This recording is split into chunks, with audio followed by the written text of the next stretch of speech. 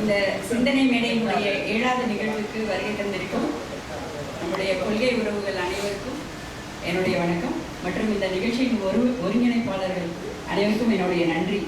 ஏன்னா தொடர்ந்து 7வது நிகழ்ச்சி நான் அந்த மேடையில் தான் உட்கார்றேன். மற்ற எல்லா வேலையும் அண்ணா செல்வம் நேரு அவர்கள் மற்ற இங்கே இருக்கிற அனைத்தோர்கள் தான் அதை செய்கிறாங்க. ரொம்ப அதாவது பெருமையான ஒரு விஷயம். நம்ம இந்த 7வது நிகழ்வு அன்னை மணியம்மையார் அவர்களுடைய தொண்டரம் பற்றி பேசுவோம். முக்கியமாக எப்பயுமே இந்த சிந்தனை மேடை நிகழ்ச்சியோ அல்லது நம்மளுடைய பகுத்தறிவாளர் மன்றமோ அல்லது நம்மளுடைய திராவிடர் கழக நிகழ்ச்சி எதுக்கும் வரும்போது நம்ம பேசாத நிலையில கூட கொஞ்சம் ஹோம்ஒர்க் பண்ணிட்டு தான் வரணும், கொஞ்சம் விஷயங்களை தெரிஞ்சுக்கிட்டு தான் வரணும். ஏன்னா இங்கே இருக்கிற ஆட்கள் அப்படி நிறைய தகவல் தெரியக்கூடியவங்க, நல்ல அறிவாளிகள், நிறைய விஷயங்களை ஏன்னு கேட்கக்கூடியவங்க அப்படின்றதுனால அதோட சேர்த்து போன முறை கொடுத்தது என்ன அப்படின்னா தந்தை பெரியார் அவர்கள் எழுதிய மனித வாழ்வின் பெருமை எது அப்படின்ற நூல். இந்த தடவை கொடுத்துருக்கிறது பார்த்தீங்கன்னா நம்மளுடைய ஆசிரியர் எழுதின அன்னை மணியம்மையார் அவர்களுடைய தொண்டரும். உண்மையிலேயே எனக்கு என்னன்னா நம்ம மேலே அவ்வளோ நம்பிக்கையா அப்படின்னு ஒரு பெருமையாக இருந்துச்சு. ஒரு பக்கம் அதுக்கு அந்த நம்பிக்கையை நம்ம செயல்படுத்தி காட்டிடணும் அப்படின்ற ஒரு ஊக்கமும் இதில் வந்துச்சு. அதுக்காக தான் உங்களுக்கான நம்பிக்கை நான் சொல்கிறேன். நம்பிக்கையா இல்லை, ஆசிரியர் நம்பிக்கை வச்சுட்டாரு. நீங்கள் பேசுனதை உடனே போடும் அப்படின்னு கையில் போட்டு எடிட்டோரியல் பண்ணுறாருன்னா அப்புறம் என்ன அர்த்தம்? அவர் அங்கேயே இருக்கும்போது அப்புறம் நாங்கள் இருக்கு என்ன இருக்கு. அதுக்காகவும் தான் சேர்த்து இன்னொன்று இப்போ பார்த்தீங்களா, ஒரு தலைப்பு கொடுக்கறதுக்கே நுட்பமா அப்படின்னு சொல்லி ஒரு பெரிய கலந்துரையாடல் நடந்தால் நம்ம பேச்சு உரை எந்த அளவுக்கு ஒரு விவாதத்துக்கு போகும். அப்போ நம்மளுடைய வார்த்தைகள் ஒன்றொன்றும் ஆய்வுக்கு உட்பட்டதாக இருக்கணும். அசால்ட்டாக அப்படி பேசிட முடியாது. எல்லாரும் மாதிரி மைக்கடிக்கணுன்னே பேசுகிறாங்க, அந்த மாதிரி நம்ம பேசிட முடியாது. ஏன்னா நம்ம கடந்து வந்த பாதை எப்படி. ஸோ இந்த நிகழ்வில் நம்ம மணியம்மையார் அவர்களுடைய தொண்டாரம் பற்றி நம்ம பேசுறது அப்படின்றது நான் நினைப்பேன். இதுக்கு முன்னாடி நான் படித்து கொண்டிருக்க காலத்துலலாம் தந்தை பெரியார் அவர்களை பற்றி பேசுகிற நிகழ்ச்சிகள் தான் நிறைய கலந்துக்கிட்டு இருக்கேன். அன்னை மணியம்மையார் அவங்களோட பற்றி பேசுகிற கூட்டங்கள் நிறைய நான் கலந்துக்கிடலை. அதனால் எனக்கு நிறைய நிகழ்வுகள் ஆசிரியர் அவர்களுடைய புக்கில் போகும்போது நிறைய வரலாற்று நிகழ்வுகளை பார்க்கும்போது ரொம்ப அப்படி ஒரு மாதிரி ஆனந்தமாகவும் ஒரு மாதிரி இன்னும் கொஞ்சம் ஆர்வத்தை தூண்டுற மாதிரியும் இருந்தது. ஆனால் இதில் என்னுடைய ஆசிரியர் ஆரம்பிச்சிருந்திருக்காரு. அந்த எப்படி வார்த்தை போட்டு ஆரம்பிச்சிருக்காரு அப்படின்னா, அன்பு மகனின் நன்றி குவியல். அந்த புக்கு ஆரம்பிக்கும் போது அந்த முன்னுரையில ஒரு அன்பு மகனின் நன்றி குவியல். அதனால பார்த்தீங்க அப்படின்னா இந்த நூல் முழுவதும் நம்மளுடைய அம்மாவை நம்ம எப்படி பெருமைப்படுத்துவோம்.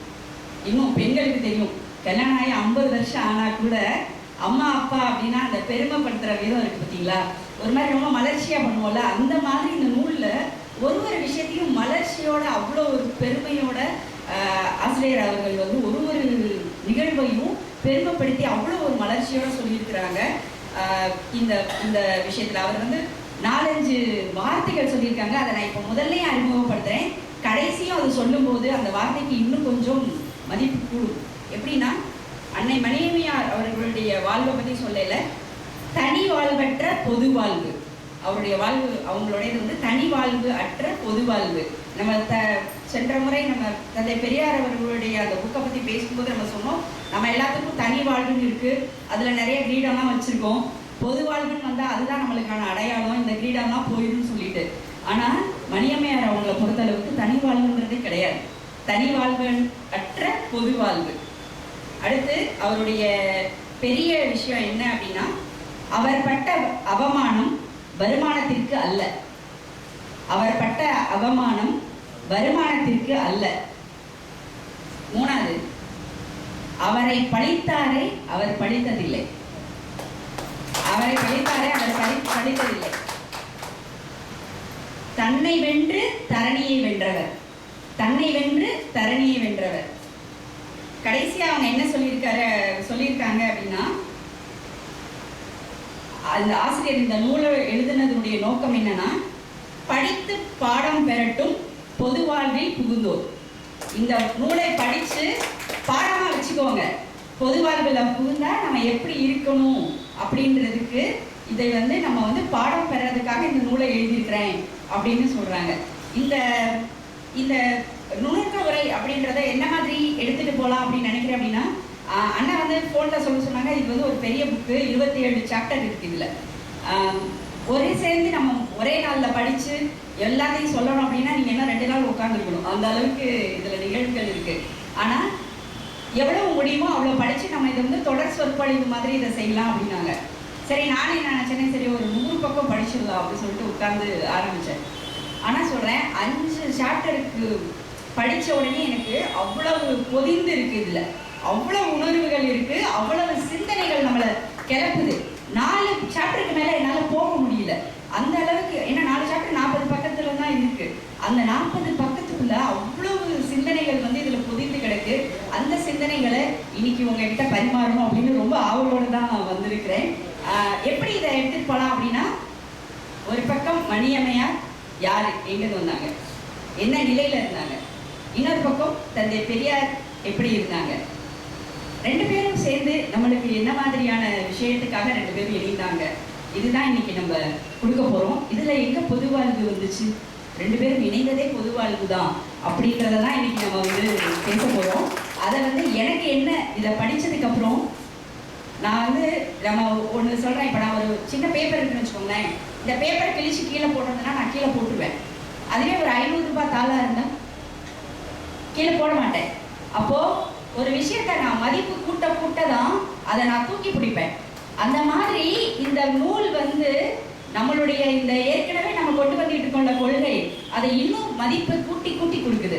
அப்போ எந்த காலத்திலையும் இதை வந்து நம்ம கீழே இறக்கணும் அப்படின்ற நினைவே வராது. இதனுடைய மதிப்பு வந்து நம்மளுக்கு கூடிக்கிட்டே இருக்கு, இதை நம்ம தூக்கி பிடிக்கணும் அப்படின்றதுக்கு. ஸோ இப்போ மணியம்மையார் யார் அப்படின்றதுக்கு ஒரு சின்ன ஒரு விஷயம், எப்பயுமே நான் சொன்னேன், சின்ன ஆக்டிவிட்டி, இப்போ இவங்க வந்தாலே நம்மளை பாடப்படுத்திடுறாங்க அப்படின்னு யோசிக்காதீங்க. ஒரு சின்ன விஷயம்தான். இப்போ நான் 1ன்னு சொல்லுவேன், கையத்துக்கு நான் 1ன்னு சொல்லுவேன். யாராவது ஒருத்தர் 2ன்னு சொல்லணும், ஆனால் சொன்னாலே திருப்பி சொல்லக்கூடாது. இப்போ நானும் நீங்களும் 2 சொல்லி இன்னொரு ஆள் கையை தூக்கி 2ன்னு சேர்த்த மாதிரி சொல்லிட்டாங்கன்னா அந்த லைன் வந்து முடிஞ்சிருச்சு, அவுட் ஆகிட்டோம்னு அர்த்தம். நம்ம திருப்பி 1லேருந்து ஆரம்பிக்கணும், சரியா? இப்போ நம்ம ஸ்டார்ட் பண்ணலாமா? யாருனாலும் சொல்லலாம், சரியா? 1 2 3 4 5 6 7 8 9 2 9 வந்துருச்சு. ஓகே, இப்போ என்னன்னா 2 பேரும் சேர்த்து கூட கையை தூக்கக்கூடாது. ஒருத்தர் கையை தூக்குற மாதிரி தான் இன்னொருத்தர் கையை தூக்கக்கூடாது, சரியா? 9 வரணும் நம்மளால கிடக்க முடிஞ்சது. திருப்பி ஆரம்பிக்கலாம், இன்னொரு சான்ஸ் 1 3 கை தூக்கிடுச்சு. சரி, இன்னொரு சான்ஸ் 1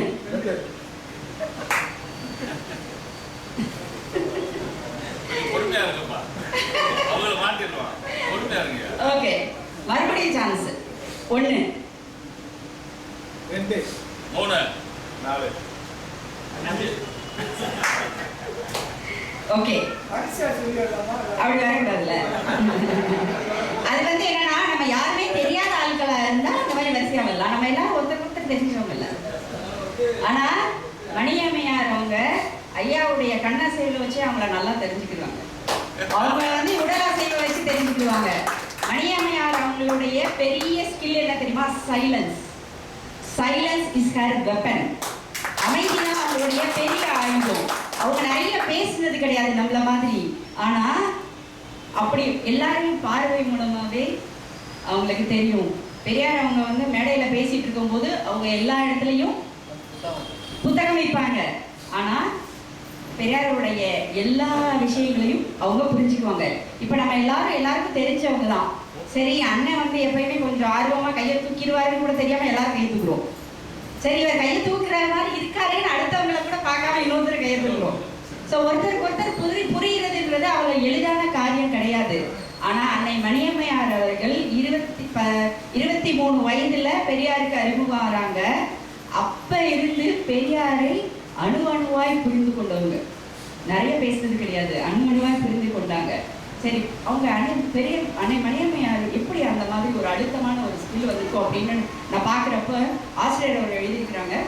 அவங்களுடைய ஊர் வேலூர். அவங்களுடைய அப்பா கனக சபை, அம்மா வந்து பத்மாவதி அவங்க. ஸோ 4ஆம் பாரம் படிக்கும்போதே அவங்க வந்து பெரியார் அவர்களுடைய மீட்டிங்க்கு வந்திருக்கிறாங்க. அதனால ஸ்கூல்ல இருந்து நிறுத்திட்டாங்களாம் அவங்கள 4ஆம் பாரம் படிக்கும்போது. 4ஆம் பாரம்னா 9th ஸ்டாண்டர்ட். அப்போ 5ஆம் பாரம்னா SSLCக்கு மேலே வந்துருவாங்க. ஸோ 4ஆம் பாரம் படிக்கும்போது அவங்கள பள்ளியிலேருந்து நிறுத்திட்டாங்க. வேலூரில் கனகசபை ஐயா அவங்களுடைய வீடு தான் நம்மளுடைய கழக இயக்கத்தினுடைய அனைவரோட வீடும் போல. அங்கே எப்பெல்லாம் மீட்டிங் நடக்குதோ அவங்க வீட்டில் தான் எல்லாரும் தங்குவாங்க. ஐயா உட்பட எல்லாருமே அங்கே தான் தங்கியிருக்கிறாங்க. ஸோ எல்லாருடைய நலனும் அவங்க பார்த்துக்கிட்டே இருந்திருக்கிறாங்க. ஸோ இப்போது 4ஆம் பாரத்தில் அவங்கள நிப்பாட்டிட்டாங்க. சரி, அதுக்கப்புறம் திருப்பி கஷ்டப்பட்டு அவங்கள ஒரு காலேஜில் சேர்த்துருக்காங்க.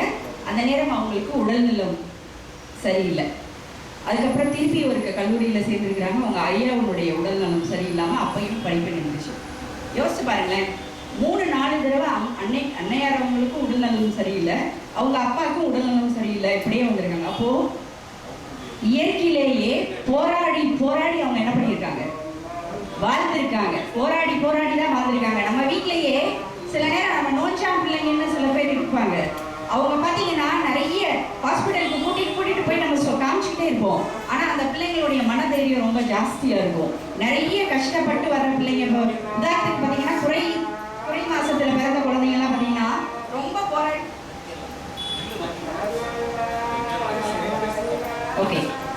குறை மாசத்துல பிறந்த குழந்தைங்க பார்த்தீங்கன்னா போராடி போராடி வாழ்க்கையை நடத்துவாங்க. ஸோ அந்த மாதிரி அன்னையர் அவர்களுடைய வாழ்க்கையை ஐயா எழுதியிருக்கிறத வச்சு பார்க்கும்போது அவங்க உடல்நலம் சரியில்லாமல் அவங்க படிப்பை பாதியில் விட்டு வரும்போது நிறைய போராடி இருக்காங்க. எதுக்காகனா படிக்கணுன்றதுக்காக. அதுக்கப்புறம் பார்த்தீங்க அப்படின்னா காலேஜில் ஐயா தந்தை பெரியார் அவர்களுடைய அறிமுகம் கிடைச்சதுக்கப்புறம் ஐயா அவங்கள படிக்க வைக்கணுன்றதுக்காக தமிழ் வித்வான் படிப்புக்காக அவங்கள சேர்த்து விட்டார். அப்பையும் பார்த்தீங்கன்னா இறுதி ஆண்டு எழுதும்போது உடல்நலம் சரியில்லையா. ஸோ என்ன மாதிரி அவங்க கஷ்டப்பட்டு வந்த நிலையிலையும் நம்மளுடைய சுயமரியாதை இயக்கத்தில் தொடர்ந்து பணியாற்றிக்கிட்டே இருந்திருக்கிறாங்க.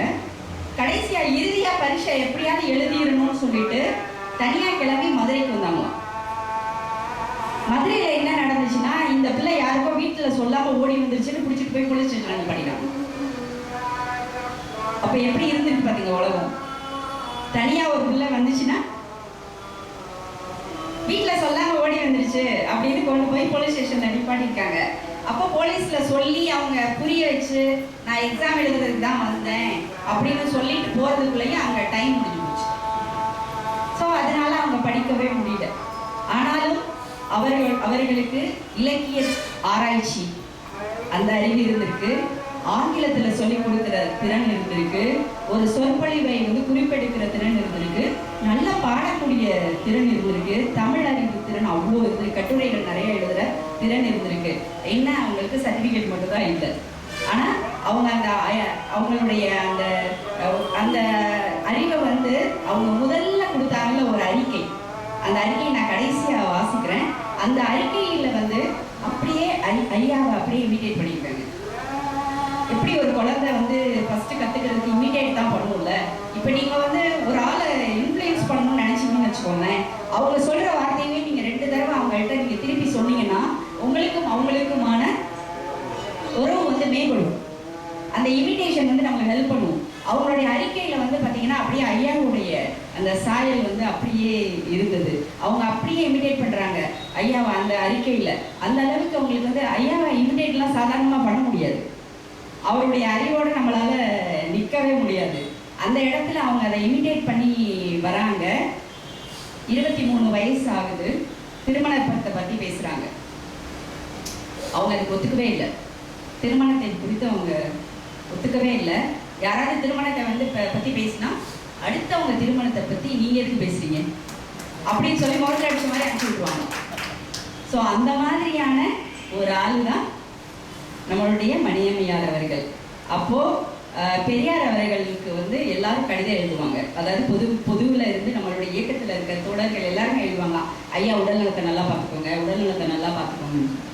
அப்போது கனகசபை ஐயா அவர்களும் அதே மாதிரி ஒரு கடிதம் எழுதியிருக்காங்க. அதுக்கு நம்ம ஐயா பதில் எழுதிட்டாரு, நான் உடல்நலத்தை நல்லா பார்த்துக்கிறேன், ஆனால் என்னை பார்த்துக்கிறதுக்கு தான் ஆள் இல்லை, என்னை எப்படி என்னை கவனிச்சிக்கிறதுன்றது எனக்கு இல்லை அப்படின்னு சொல்லிட்டு.